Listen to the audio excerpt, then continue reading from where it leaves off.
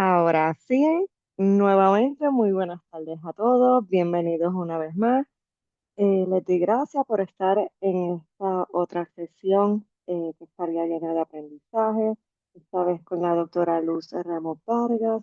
A los que se han conectado justo ahora pueden ir escribiendo su nombre, su apellido, su especialidad, si trabajan para alguna clínica privada. Si hay algún colega con ustedes, por favor, es bien importante que también escriban su nombre en los comentarios para saber que está presente aquí en la sesión de hoy. Sin más, vamos a comenzar. Recuerden, estas series educativas son gracias a la subvención de Versa. Estaríamos hablándole hoy de las guías generales, la preprueba, didáctica, postprueba, el espacio de preguntas, la presentación de casos y también los anuncios que tenemos pendientes. Por favor, recuerden encender sus cámaras. Queremos conocerle luego de que ocurra la didáctica con la doctora Ramos. Vamos a dejar de compartir pantalla para que todos podamos encender las cámaras y así pues todos poder vernos al momento de hacer las preguntas y de contestar las preguntas, ¿ok? De igual manera, pues para el caso clínico, únicamente que no estaríamos quitando la pantalla para que ustedes puedan ver el caso. La participación activa es muy, muy, muy importante, ¿verdad? Validar el aprendizaje de lo que está exponiendo el experto. Así que no se cohíba, por favor. Puede escribir en cualquier momento durante el chat. Lo más importante de todo es que puedas abrir tu micrófono y expresar todas tus recomendaciones o opiniones. Ahora sí, aquí está el QR code para la preprueba. Para los que lo deseen hacer desde su teléfono, en unos segundos les va a estar abriendo en pantalla lo que sería la preprueba.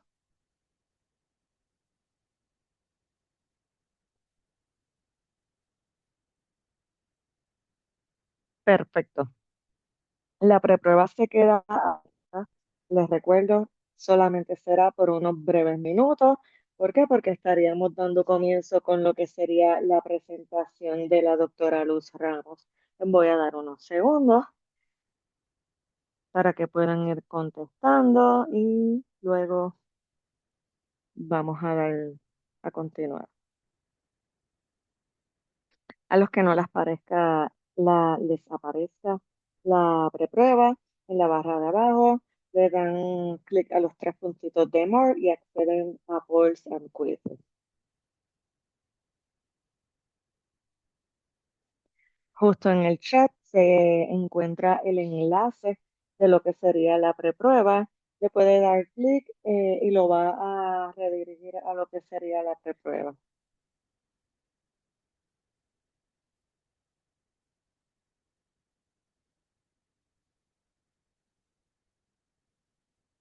Ahora sí, el tema de hoy sería cambios de comportamiento e intervenciones en la salud mental, nuevamente con la doctora Luz Ramos Vargas. Doctora, es un placer volverla a tenerla aquí. Gracias por estar. Así que dejo de compartir y este es su espacio.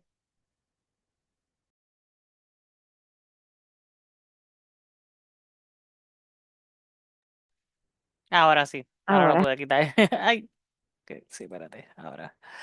Ay, parece que me está pidiendo ahora. ¿Me escuchan? Se me salió. no la escuchamos muy bien Es que no sé qué pasó, que me sacó de la reunión. y Espérate, la seguimos viendo, la acabamos de admitir. ¿Nos espérate, escucha?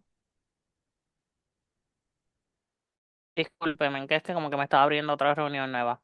Ahora sí. Déjenme compartir pantalla.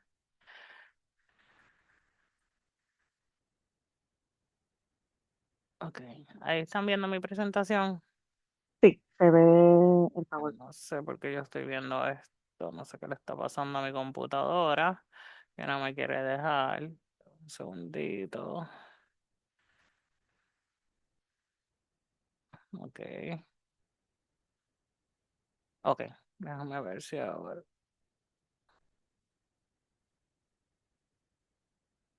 No sé qué le pasa. Yo me estoy escuchando doble. Es que quizás como se conectó 2 veces, Deme un segundito. No sé qué está pasando.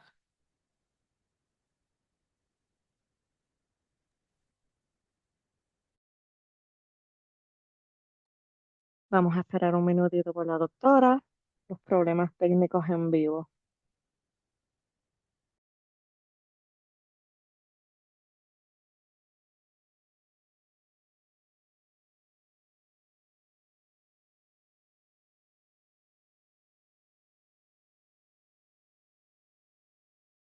Ahora. ¿Me escuchan? No sé Sí, por qué se me conectó un montón de veces la computadora y ahora sí, vamos a ver si puedo compartir. Discúlpenme.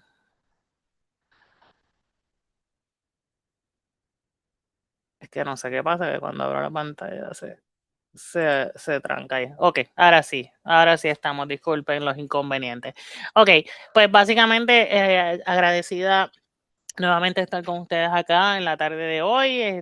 No sé si estuvieron la semana pasada, pero como quiera que sea, pues quiero hacer un resumen, ¿verdad? Estábamos hablando de la importancia de lo que es reconocer o la relación que hay entre la depresión o los síntomas de salud mental, todos los síntomas de salud mental con la condición de diabetes, ¿verdad? Sabemos que las condiciones primarias están bien asociadas a lo que es la salud mental, así que en el día de hoy lo que vamos a hacer es retomar un poquito esa conversación, vamos a identificar cuáles son esas barreras emocionales que a veces no nos permiten buscar ayuda y vamos a hablar un poquito de esos cernimientos que son válidos o tienen evidencia científica para nosotros poder identificar o ustedes como médicos o profesionales de la salud puedan utilizar, ¿verdad? Hay muchos que son para todo uso, ¿verdad? No necesariamente para uso psicológico, siempre a mí me gusta recalcar que es bien importante que rendimiento pues tenga a dónde referir el paciente, ¿verdad? Porque si identifica algún síntoma, y eso lo vamos a hablar en el camino, que el paciente puede ir presentando, pues es importante tener ese backup de referido donde lo vamos a enviar a esa paciente. Así que sabemos y hablamos la vez pasada que esto es un componente completo, ¿verdad? Que para trabajar tanto la diabetes como los síntomas de salud mental o todas las situaciones es un ente total de nuestro cuerpo, ¿verdad? Tiene que ver con la alimentación que nosotros tenemos, cómo vamos haciendo esos cambios en la alimentación, cuánto podemos cambiar esa actividad física que realizamos, la medicación que tomamos y cuál es la forma correcta de tomarla, ¿verdad? El monitoreo que hacemos a esas condiciones de salud y obviamente pues el manejo de los estresores o las condiciones de salud mental que se nos presenten en el camino. Así que nos vamos a encontrar con una serie de síntomas que todos se tienen que trabajar a la par, ¿verdad? Todo tiene que ser unido para que podamos entonces tener una relación adecuada entre mente y cuerpo, ¿verdad? Como hablábamos la semana pasada.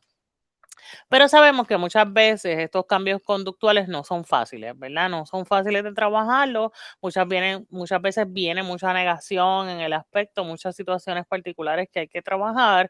Y entonces tenemos que trabajar con una serie de cambios, ¿verdad? No es tan fácil como yo llegar al médico, el médico me diga, tú eres diabético, y yo digo, pues fine, voy a cambiar mi método alimentario, voy a cambiar mi estilo de vida, voy a cambiar todo. No, hay mucha gente que pueden estar en diferentes etapas y trabajarlo de diferentes maneras, ¿verdad? Hay personas que pueden tomar la decisión de un día para otro de cambiar su estilo de vida versus hay otras personas que entran en un proceso de precontemplación, ¿verdad? Que sería la primera etapa que estamos, que decimos, no, eso es una equivocación, yo no voy a trabajar con eso, yo no tengo ningún problema, yo no necesito hacer nada para eso, o yo con simplemente dejar de comer dulce voy a mejorar la diabetes, ¿verdad? Y entonces entramos en esa negación que sería lo que nosotros los profesionales de la salud llamamos precontemplación, ¿verdad? No vemos la necesidad de resolver ese problema. Y en esa etapa de precontemplación podemos estar años, podemos estar días, podemos estar meses, eso depende de cada persona. Yo siempre digo que no somos un one size fits all, ¿verdad? No todos somos iguales. Así que depende del compromiso que tenga la persona con ese tratamiento y cómo lo vaya trabajando, puede ser el tiempo que le tome para manejar pasar desde esa etapa a la otra etapa, ¿verdad? La otra etapa con la que nos podemos encontrar es la etapa de contemplación. Ya empecé a ver que si realmente me está subiendo mucho el azúcar, me están creando otros problemas adicionales de salud, no me estoy sintiendo bien, ¿verdad? Entonces yo creo que debo empezar a buscar ayuda, ¿verdad? Ya en esa etapa de contemplación empezamos esa visión de que sí, necesito ayuda y quiero buscarla, ¿verdad? Y empezamos a hacer esos trámites de hacerla, ¿verdad? Y ahí entramos entonces en esa etapa de preparación. Empezamos a identificar esos cambios, empezamos a identificar médicos, empezamos a decir así qué estilo de vida queremos llevar, empezamos a pensar en esa alimentación que queremos llevar adecuadamente y todos esos cambios que queremos hacer, ¿verdad? ¿Cómo voy a manejar ese estilo de vida? ¿Cuánto voy a hacer diferente? ¿Cómo voy a cambiar todo? ¿Cómo voy a manejar el azúcar, ¿verdad? Y todos esos cambios que vamos a ir haciendo. Ya cuando estamos en la etapa de acción, pues es cuando empezamos a hacer todo el procedimiento, ¿verdad? Ya acoplamos el cambio en estilo de vida, el cambio de alimentación y así sucesivamente lo que hemos dicho, ¿verdad? La etapa de mantenimiento es constante, ¿verdad? Constantemente tenemos que estar en ese monitoreo. Los síntomas de salud mental y los síntomas de condiciones físicas crónicas, pues sabemos que hay que trabajarlos de por vida. ¿Verdad? Posiblemente, si yo tengo un manejo adecuado de todas las áreas en que yo tengo que trabajar para mantener una condición de diabetes saludable, pues posiblemente en algún momento puedo dejar de tomar medicamentos. Y entonces me tengo que mantener haciendo dietas, ejercicios, comiendo saludable y monitoreando mi azúcar para saber si voy a necesitar los medicamentos. Posiblemente tengo que usar insulina de por vida o posiblemente voy a usar algún medicamento, pero entonces eso lo va a determinar el estilo de vida que llevemos y cómo lo vamos trabajando. Y así sucesivamente me tengo que mantener a través del tiempo monitoreando eso para mantenerme estables. En el caso de la recurrencia o lo que le llamábamos antes la recaída, pues no es una etapa en particular que se trabaja en esta área, pero sí la ponemos presente porque siempre puede pasar, ¿verdad? Nosotros siempre podemos recaer en una situación tener una recurrencia en una situación de vida, ¿verdad? Ya sea en el uso de alcohol, en el uso de sustancias, en el uso del azúcar, ¿verdad? En cualquier situación particular que nosotros podemos tener. Y por eso es importante que la tengamos en mente, porque a pesar de que no es una etapa en particular, la tenemos presente porque no quiere decir que el hecho de que yo tenga una recurrencia en que me comí un dulce, ¿verdad? Y se me fue la mano en la dieta en un día o en unas vacaciones, tiene que ser que vuelvo otra vez en principio. ¿Verdad? No, yo puedo volver otra vez a mi etapa de acción y volver a otra vez enfocarme en la dieta que estaba llevando y en lo que estaba haciendo y ponerme otra vez en mantenimiento, ¿verdad? Por eso vemos que es un espiral, ¿verdad? Le llamamos la etapa de espiral del cambio, ¿por qué? Porque pasamos de una etapa a otra, ¿verdad? Nos podemos mover constantemente en ese proceso de cambio y cómo lo vamos a trabajar. Y es importante que nosotros como profesionales de la salud entendamos esto porque todos los pacientes trabajan de diferente manera, ¿verdad? Todos los pacientes se trabajan de diferente manera. Hay pacientes que se pueden mantener en la etapa de cambio mucho tiempo en la misma etapa y hay otros, como les dije, que pueden pasar de una etapa a otra fácilmente, ¿verdad? Así que tenemos que ver cómo los vamos a ir llevando. Hay otros pacientes que pueden tener recurrencias constantes, pero no por eso yo puedo negarle el tratamiento, no por eso puedo dejar de tratarlo, no por eso puedo decirle que es un irresponsable. Así que tenemos que entender este proceso para que sepamos cómo lo podemos llevar día a día y cómo podemos trabajar con eso.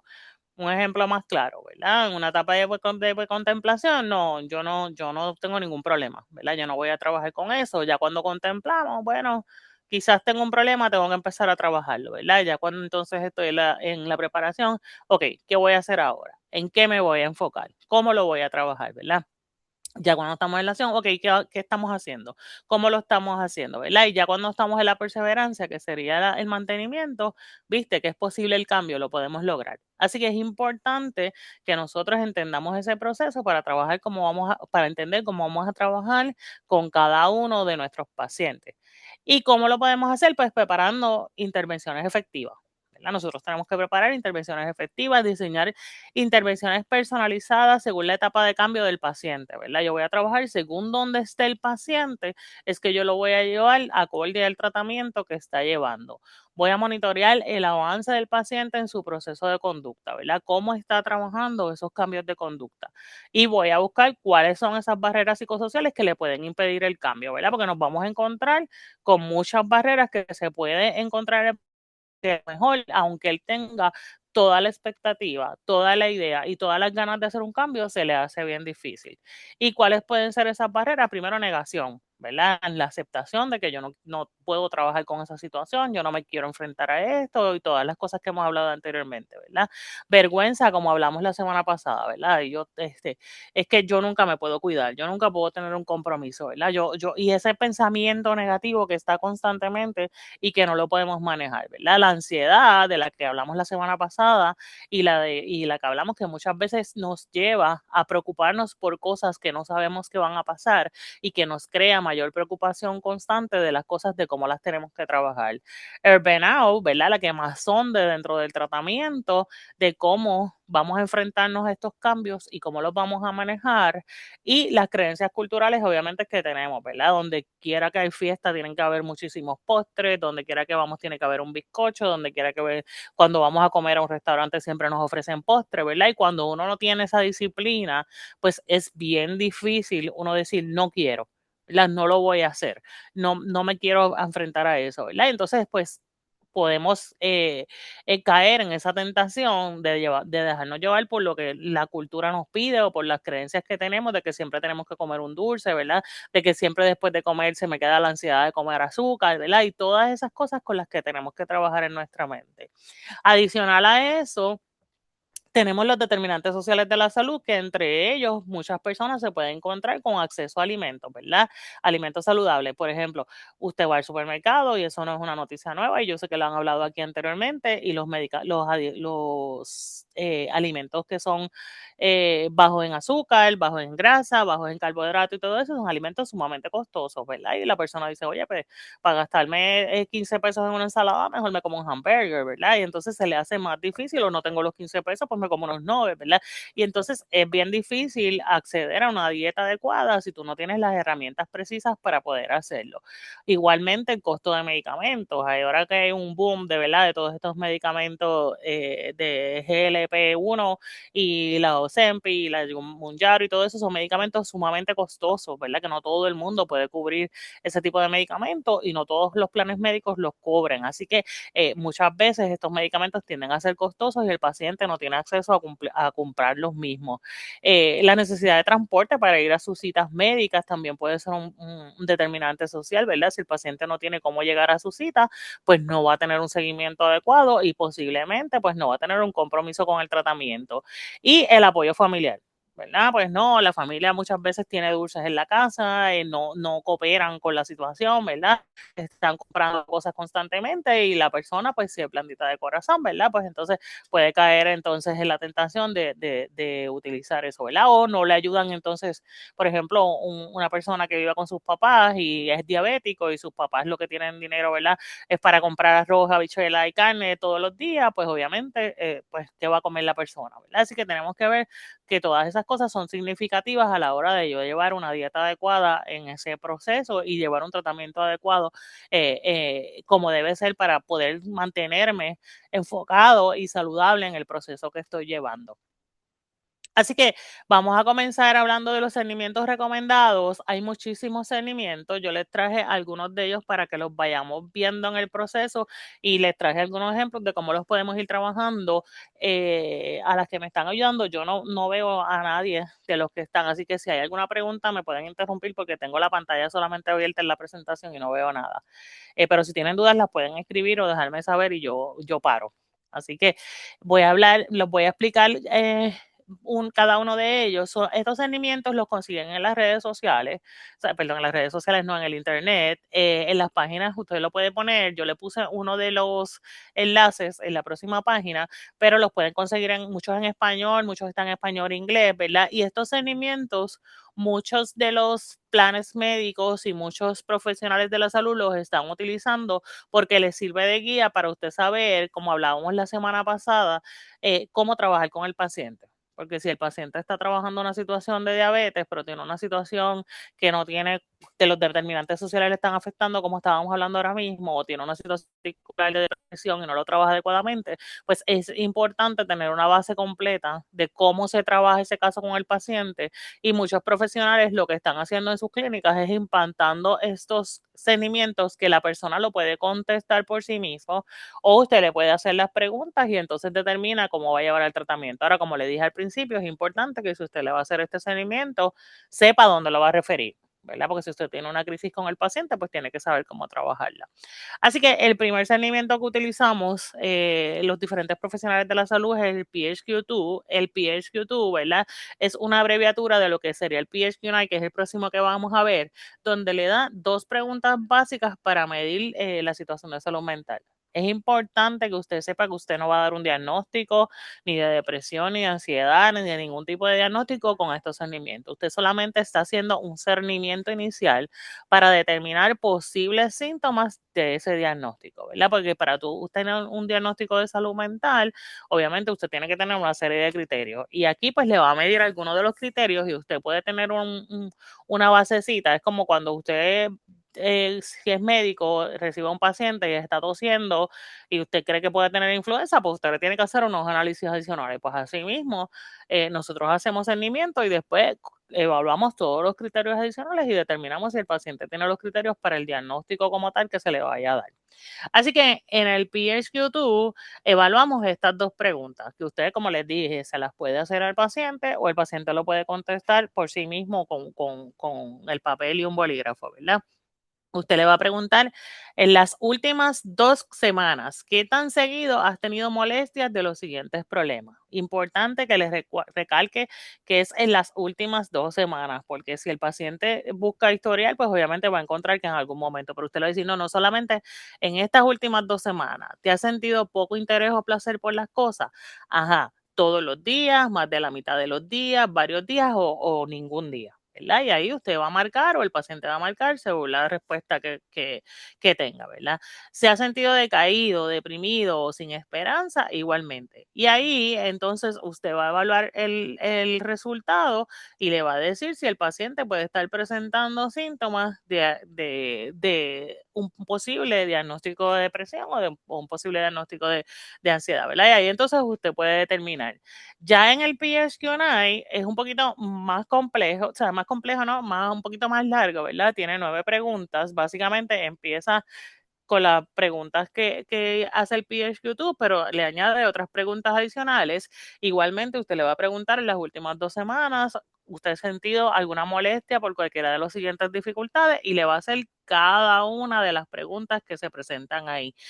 La última pregunta, que es la más complicada, que a la gente le cuesta mucho trabajo hacer y que no se quiere arriesgar a que la contesten, pues es importante porque aquí le va a determinar cualquier peligrosidad que haya con el paciente, que es la pregunta que dice, pensamientos de que usted estaría mejor estar muerto o de alguna manera lastimándose a usted mismo, ¿verdad? Usted quiere hacerse daño y el paciente le va a contestar si ha pensado eso, si hay varios días, si hay más de la mitad de los días, casi todos los días.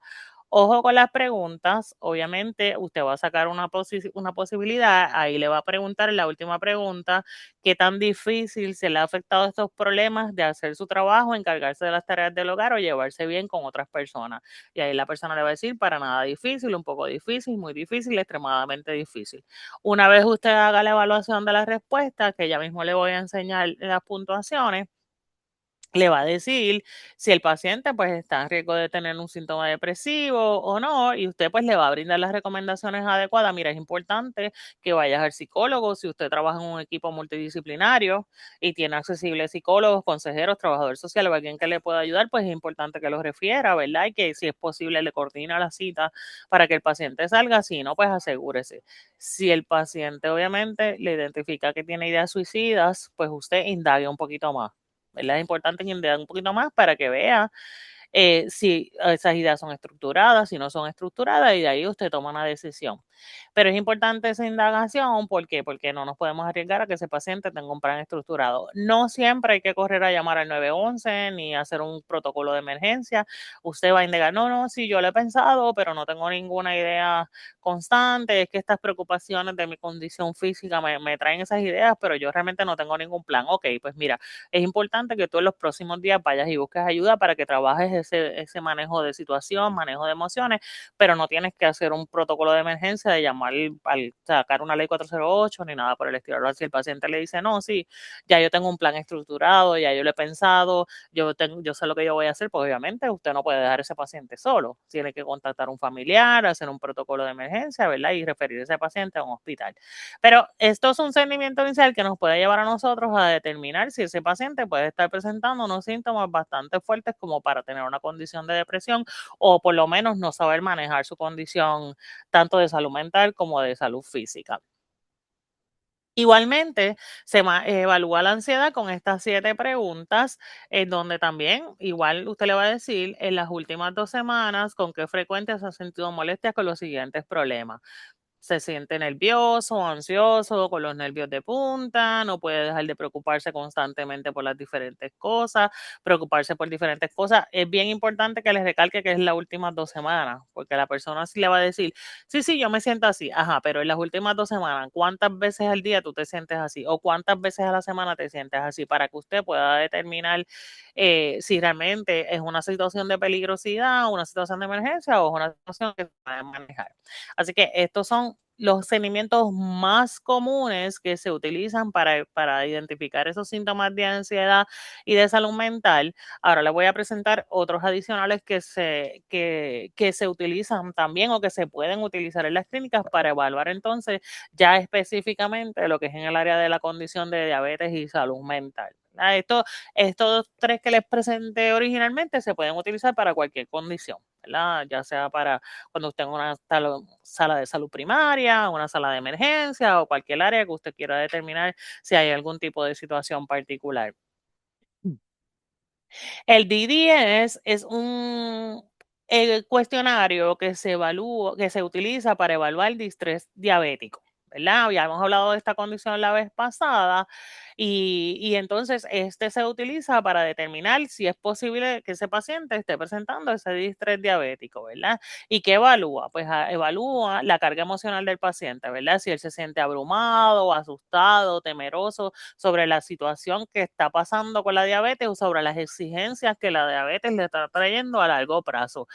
Evalúa también el distrés por el régimen, o sea, la sensación de que está fallando por no llevar adecuadamente esa situación de diabetes, por no controlar bien la diabetes, o por ejemplo, no poder hacer un plan de comidas adecuado, un plan de ejercicios, etcétera, no haber podido cumplir con todas esas áreas. Se trabaja también con el distrés interpersonal, que es la sensación de no estar recibiendo suficientemente apoyo y comprensión sobre la diabetes por parte de los familiares y amigos, ¿verdad? O las diferentes personas que quizás lo juzgan o le crean ese estigma o le crean esa situación particular o no lo apoyan en su dieta, como hemos hablado anteriormente. Y el distrés médico, que es la preocupación por la atención sanitaria, ¿verdad? O de los médicos y por obtener suficientes experiencias, apoyo y orientación de los profesionales sanitarios, ¿verdad? Que los médicos no lo orientan sobre el proceso, ¿verdad? No lo orientan sobre cuáles son los efectos de ese medicamento, por qué es que me tengo que tomar este medicamento, cuántas veces al día me lo tengo que tomar, qué alternativas tengo si no me puedo tomar el medicamento, qué hago si el plan médico no me cubre ese medicamento, ¿verdad? Todas esas situaciones particulares se pueden desarrollar a través de esa preocupación si no tengo la educación adecuada en ese proceso. Así que este cuestionario tiene 17 preguntas en donde usted las va a evaluar, ¿verdad? Con el paciente, él va a identificar si se siente entonces en uno de estos síntomas. Este traté de conseguir el formulario completo, pero no lo conseguí, pero le saqué las preguntas para que por lo menos tuvieran una idea de qué cosas son las que evalúan en el proceso y cómo lo pueden ver. Así que usted le va a hacer las preguntas, ¿verdad? Usted le va a decir durante el último mes, ya aquí no son 2 semanas, aquí le va a decir en el último mes, qué tan problemático ha sido para usted los siguientes aspectos, ¿verdad? Y él le va a contestar desde 1 hasta 6, no ha sido un problema o ha sido un problema muy serio, ¿verdad?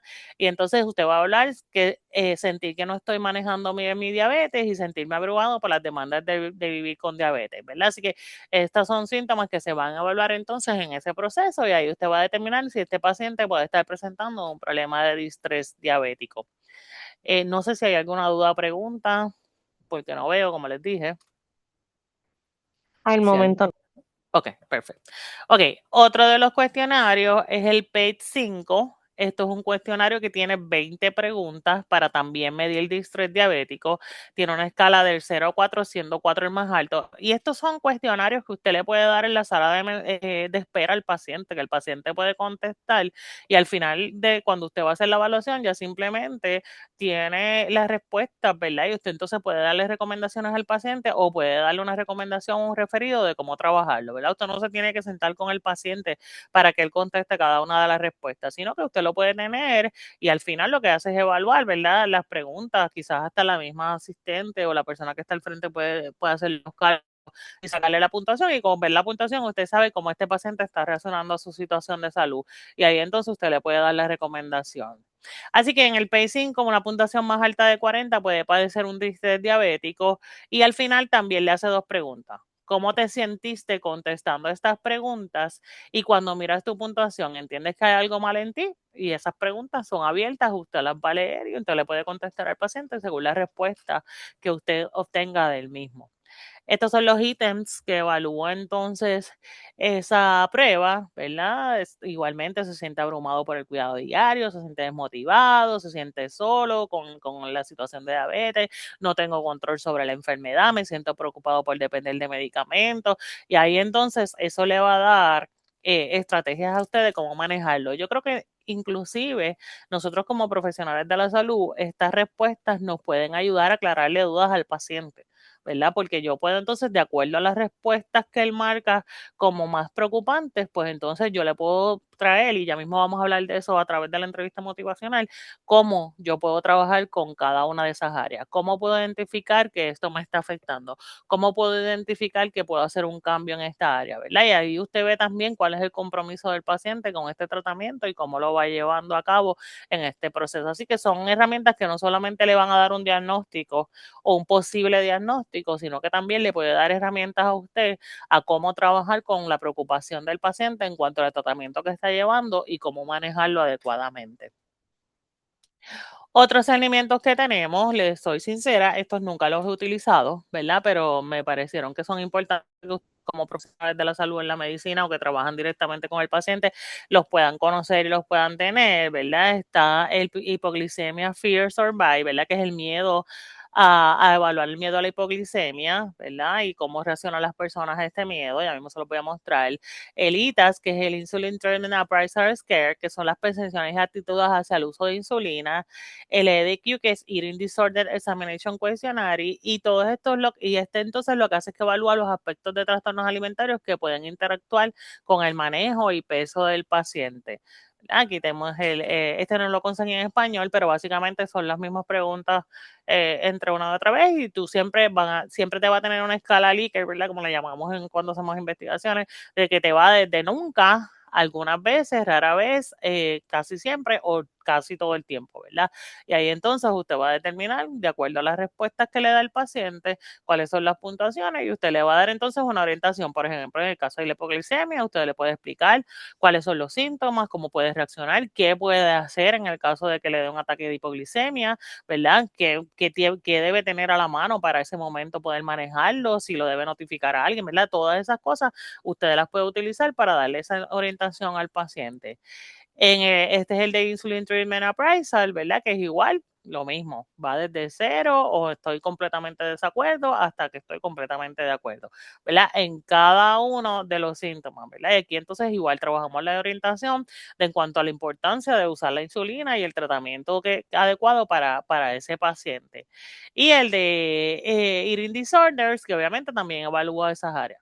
También le dice, nunca lo he sentido, de 1 a 5 días, de 6 a 12 días, ¿verdad? Y aquí sucesivamente le va respondiendo a cada una de esas respuestas. Esto es bien importante porque como hablamos la vez pasada, hay muchas desorientación en cuanto al manejo de la alimentación y el uso adecuado, pues obviamente las presiones que se ponen a raíz del problema de diabetes y la alimentación, ¿verdad? Y esto, como hablamos la vez pasada, puede traer un desorden alimentario, ya sea por comer en exceso, dejar de comer, brincar comidas o todas las situaciones particulares de las que hablamos anteriormente.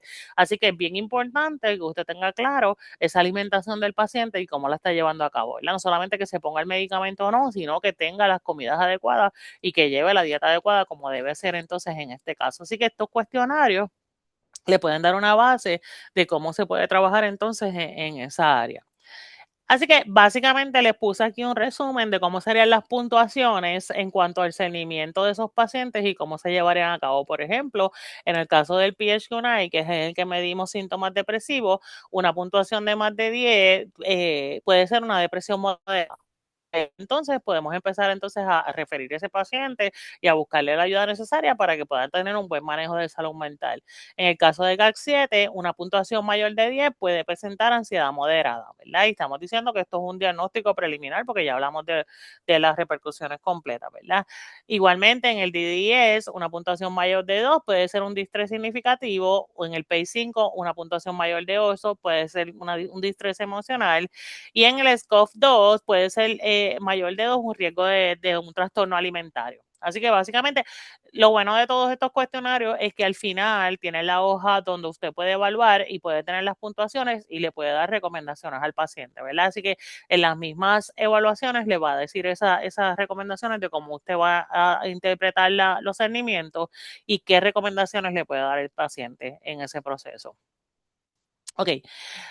Algo que nosotros utilizamos para ya una vez nosotros identificamos esos procesos que está llevando el paciente, hemos hecho estos seguimientos o hemos determinado cuál es el compromiso del paciente o en qué etapa de cambio está el paciente, podemos empezar a trabajar con entrevista motivacional, ¿verdad? Motivar al paciente al cambio. Y esto no solamente es para los psicólogos o los profesionales de la salud, sino que lo puede utilizar cualquier médico que esté trabajando con un paciente que no esté completamente motivado al cambio, ¿verdad? ¿Y cuál es la importancia de trabajar con esto? Pues porque vamos a motivar al paciente a que él mismo vaya identificando ese proceso de cambio porque quiere trabajar y cuál es la importancia de realizar ese cambio, ¿verdad? Yo no le voy a decir al paciente, no, es que tú tienes que hacer ese cambio porque mira para allá lo obeso que tú estás o mira la situación que tú estás viviendo o esa diabetes tuya o cada vez está más alta, ¿verdad? Nosotros lo vamos a llevar a que ese paciente pueda identificar ese proceso de cambio que quiera llevar y lo lleve adecuadamente. ¿Y cómo lo vamos a hacer? A través de preguntas abiertas,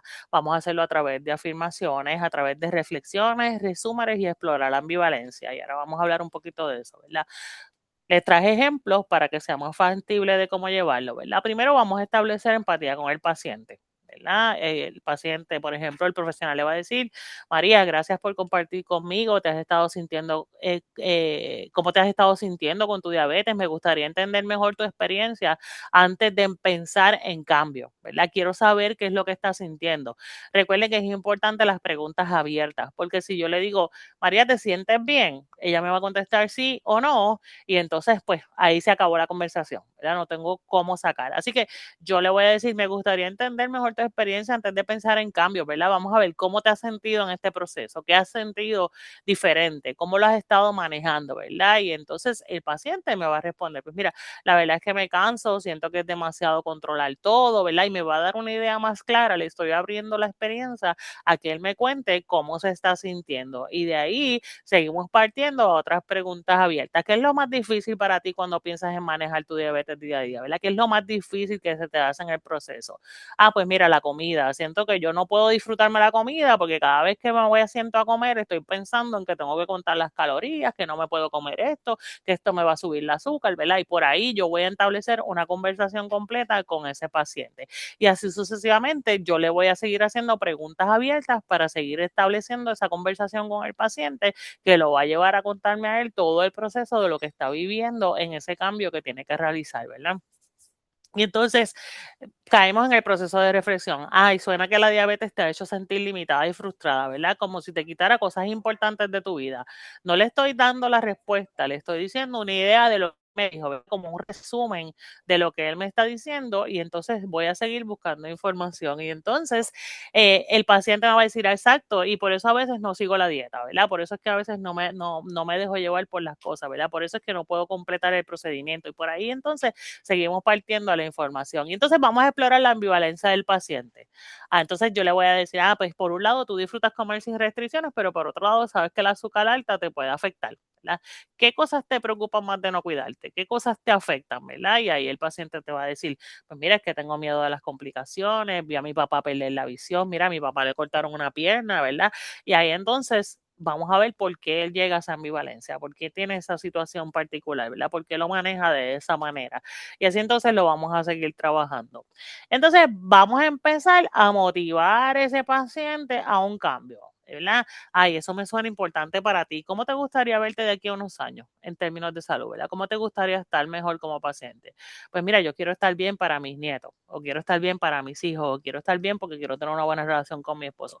Y de ahí partimos a recopilar información, ¿verdad? Que quede claro que este cambio no lo vamos a identificar de un día para otro o súper rápido, ¿verdad? A lo mejor no, como le dijimos al principio, el paciente puede estar en negación y no va a identificar estas cosas tan rápido, pero nosotros vamos a seguir haciendo preguntas para que este paciente siga haciendo esa introspección, ¿verdad? Y buscando esa información que lo ayude a llevar ese cambio y a entender ese proceso de cambio que está llevando, ¿verdad? Y entonces aquí vamos a entrar a la escala de importancia, ¿verdad? Y usted le va a preguntar, en una escala de 1 al 10, ¿qué tan importante es para ti mejorar tu control de la diabetes? Y el paciente le puede decir, pues mira, un 7. Ajá, un 7. ¿Y por qué no un 4? ¿Verdad? ¿Por qué dijiste 7 y no 4? No, porque yo tampoco soy tan malo, ¿verdad? Yo quiero hacer un cambio en mi vida y quiero estar bien, ¿verdad? Y dice, pero ¿y por qué no me dijiste un día? No, porque todavía me falta, ¿verdad? Y usted lo va a llevar a seguir haciendo esa introspección en cuanto a su proceso de cambio y cómo lo va a ir llevando en el proceso para seguir mejorando cada vez más en ese cambio que está realizando. Y así sucesivamente, usted va trabajando con ese cambio colaborativo de ese paciente, ¿verdad? Y entonces empezamos a hacer un plan. ¿Qué cambios tú crees que puedes hacer que sea pequeño de aquí a esta semana? ¿Qué cosas tú crees que puedes implementar esta semana que te puede llevar a hacer un cambio? Pues mira, quizás me voy a tomar el medicamento todos los días y voy a caminar por lo menos 10 minutos. No te está diciendo que va a caminar media hora, no te está diciendo que va a caminar una hora, te está diciendo, pues mira, qué bueno. Eso suena razonable. ¿Te parece si entonces la próxima sesión me cuentas y me dices cómo te fue en el proceso? Ya ahí usted se va con esa idea, ¿verdad? Cuando el paciente vuelve donde usted entonces va a hablar con él y le va a decir cómo te fue. ¿Cómo te sentiste? Mira, hiciste lo que dijiste que ibas a hacer todos los días. Sí, lo pude hacer. ¿Y qué crees si esta semana podemos subir a 20 minutos? ¿Verdad? Y así vamos posiblemente estableciendo esos cambios con el paciente poco a poco para que él se vaya enfocando en el proceso y pueda manejarlo adecuadamente y pueda seguir haciendo esos cambios a corto plazo. Después podemos ir quizás a mediano plazo y así podemos seguir estableciendo cambios poco a poco en el paciente donde él se vaya sintiendo mejor en el proceso y vaya entendiendo la importancia de ese cuidado que tiene que tener con él mismo y de manejar esas situaciones particulares.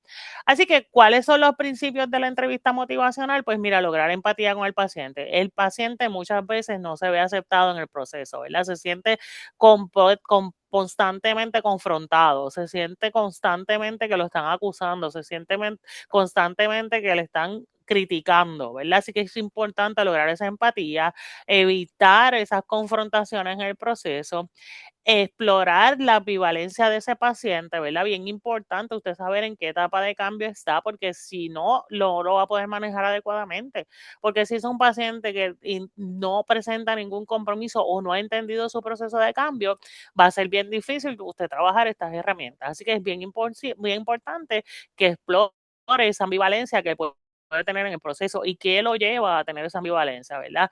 Va a reforzar la autonomía de ese paciente y evocar esas razones personales para el cambio, ¿verdad?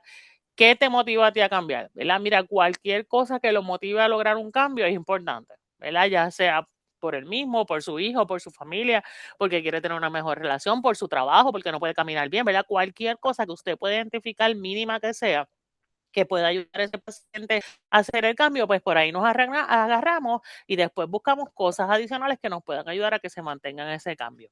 Así que esto es obviamente un tema que nosotros le damos en 2 o 3 días de talleres, pero les quería hacer un resumen para que usted lo pueda utilizar como estrategia porque es algo bien positivo para lograr entonces cambios en los pacientes y lograr ese compromiso.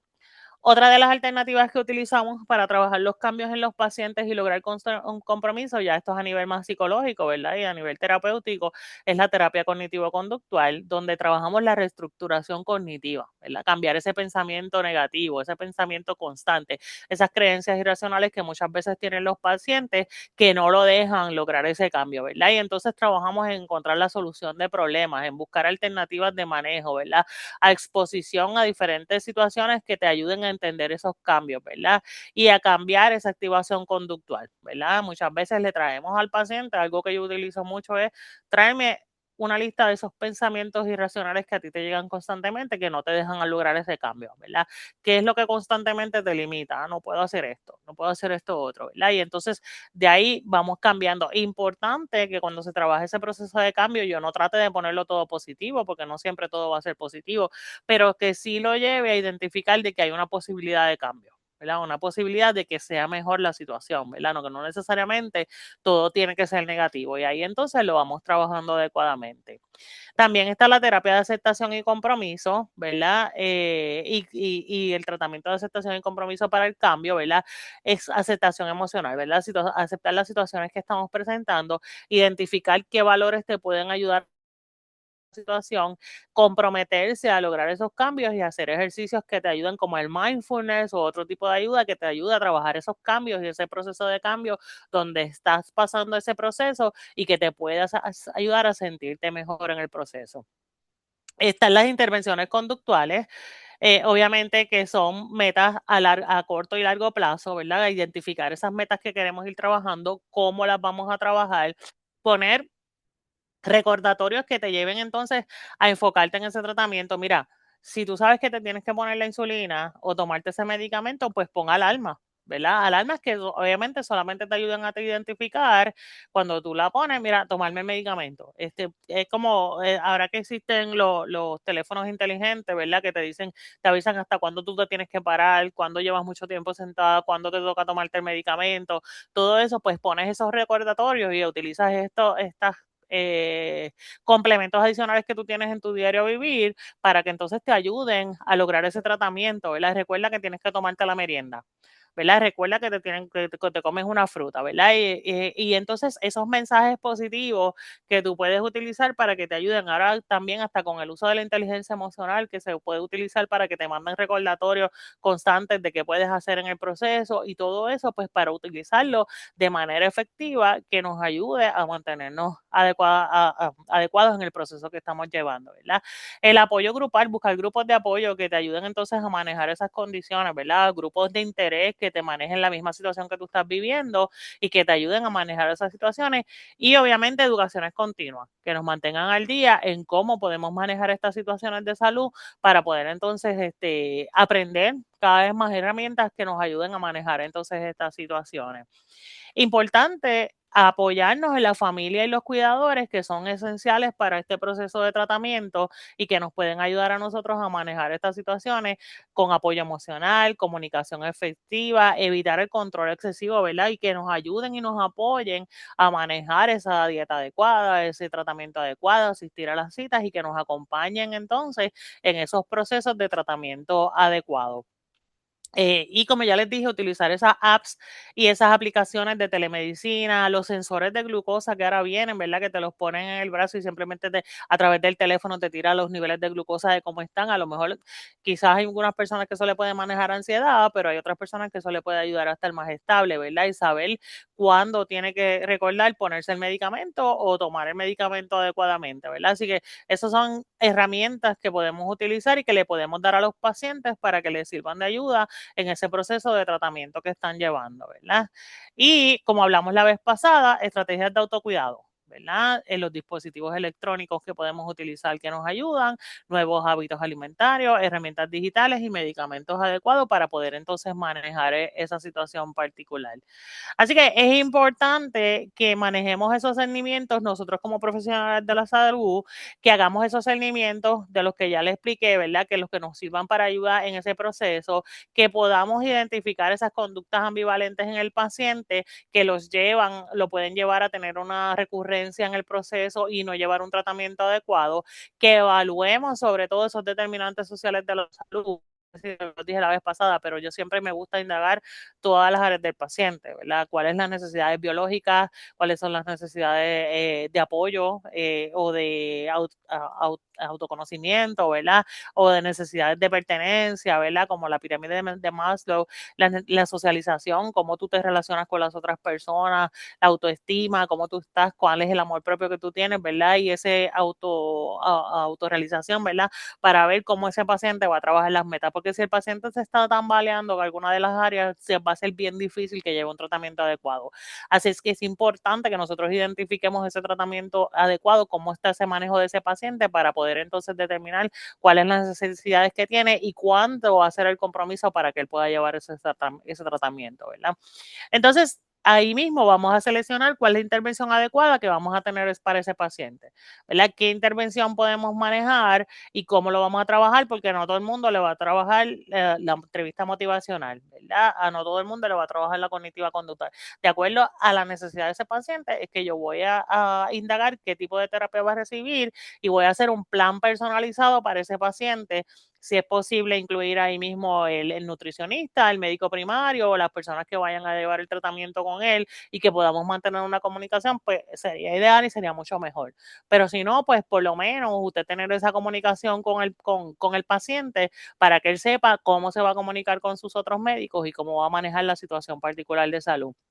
Y que obviamente tenga un seguimiento constante, ¿verdad? Sabemos que a veces estamos cargados, estamos llenos de citas, que no podemos dar seguimiento, pero que en la medida que sea posible se le dé ese seguimiento constante a ese paciente para que pueda tener un tratamiento adecuado. Mientras más ambivalente esté el paciente, más rápido deberían ser las citas para yo lograr entonces que ese paciente logre estabilizar su condición de salud y pueda llevar un tratamiento adecuado lo antes posible, ¿verdad? Porque sabemos que estamos hablando de una condición crónica que puede empeorar y si la combinamos con una condición de salud mental, pues entonces puede ser más complicado aún. Así que es importante, el comportamiento es clave para manejo de integral, ¿verdad? El comportamiento y la comunicación que nosotros vamos a tener ese paciente es clave para que ese paciente pueda tener el complemento. La salud mental va a impactar grandemente la adherencia de ese paciente, así que tenemos que tratar a ese paciente rápidamente las situaciones de salud mental para que él pueda tener una adherencia a su tratamiento de condición de diabetes y pueda manejarlo adecuadamente, ¿verdad? Esos seguimientos que vamos a hacer permiten la intervención temprana con ese paciente y lo podemos manejar adecuadamente. Y las entrevistas motivacional, la terapia cognitiva conductual y la aceptación de compromiso están probados de que ayudan mucho en ese cambio de comportamiento del paciente. Así que nosotros lo vamos a poder manejar adecuadamente y lo vamos a poder llevar a cabo mejor si lo trabajamos acompañados de ese proceso de terapéutico, de ese proceso de medicamento y con su médico primario que le esté acompañando en el proceso. Así que nada, hasta aquí es mi presentación. Voy a bajar para que entonces puedan presentar lo adicional que tienen y entonces podamos continuar. No sé si hay dudas o preguntas, comentarios.